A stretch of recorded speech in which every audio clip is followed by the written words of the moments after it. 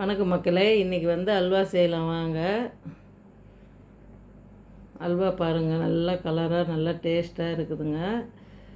இது மாதிரி வந்து குழந்தைங்களுக்கு செஞ்சு கொடுங்க. சூப்பராக இருக்குதுங்க. பஞ்சு மாதிரி நல்லா சாஃப்டாக இருக்குது. வாங்க அல்வா எப்படி செய்கிறதுன்னு பார்க்கலாம். கார்ன்ஃப்ளவர் மாவில் தாங்க அல்வா செய்யணும். 1 கப்பு கார்ன்ஃப்ளவர் மாவு எடுத்துக்கணும். அதில் வந்து 2 கப்பு தண்ணி ஊற்றி நல்லா மாவை வந்து கைவிடாமல் கலக்குங்க. நெய் வந்து 1 ஸ்பூன் எடுத்துக்கோங்க.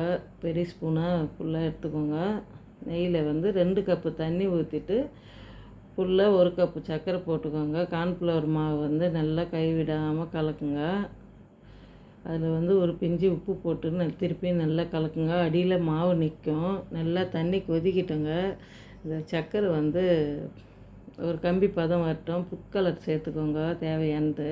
உங்களுக்கு எவ்வளோ கலர் வேணுமோ சேர்த்துக்கோங்க.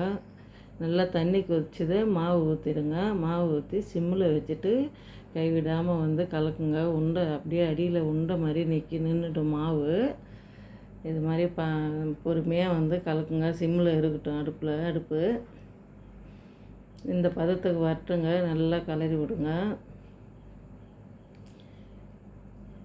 இது மாதிரி வந்து வேணும். உங்கள் கையில் என்ன நட்ஸ் இருக்குதோ அதை வந்து பொடிசாக கட் பண்ணி அல்வாவில் போட்டுக்கோங்க. அல்வாவில் போட்டு கொஞ்சம் நேரம் வந்து கலரி விடுங்க. நல்லா கலரிங்க. ஒரு தட்டுக்கு வந்து நெய் வந்து தடவிக்கோங்க. நல்லா ஃபுல்லாக தடவிட்டு அல்வா எடுத்து தட்டில் ஊற்றிடுங்க. தட்டில் ஊற்றிட்டு லெவல் பண்ணுங்க. நல்லா லெவல் பண்ணிக்கோங்க. சரி சமமாக லெவல் பண்ணுங்க. அப்போ தான் வந்து கட் பண்ணுறதுக்கு நல்லா இருக்குங்க. இது மாதிரி ஷேக் பண்ணிக்கோங்க.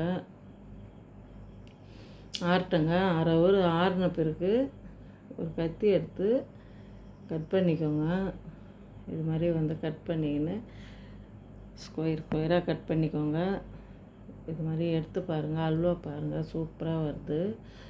சூப்பராக இருக்குங்க அல்வா. வேறு சாஃப்டாக இருக்குது பாருங்கள். இது மாதிரி வந்து செஞ்சு பாருங்கள் ஒரு வாட்டி. நல்லாயிருக்கும்.